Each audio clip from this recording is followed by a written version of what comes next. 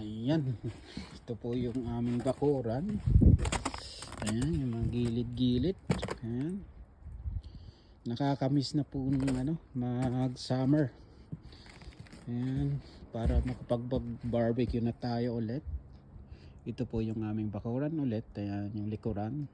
Kita nyo naman may mga ice pa. Ayan, palusaw na siya. So in the middle of this month, March, bali spring season na po. Mag-start po sa March 21. Spring na po dito. Kaya kita nyo naman po ito. Itong aming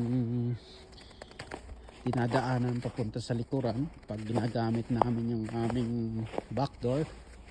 Ayan. Naglulusawan na po yung ice. Yan, kita nyo na po naman po yan. Ito yung aming garage. Kita yung kapal yung garahe namin. Yung mga gilid-gilid. Yan. Nakakamiss na talaga yung mag-barbecue dito sa backyard. So hindi na, kaunting antay-antay na lang. After ng spring season, summer, ayan, makakapag-barbecue na tayo at pwede na tayo mag-inom ng beer sa likuran. Ayan, po yung mga kahoy.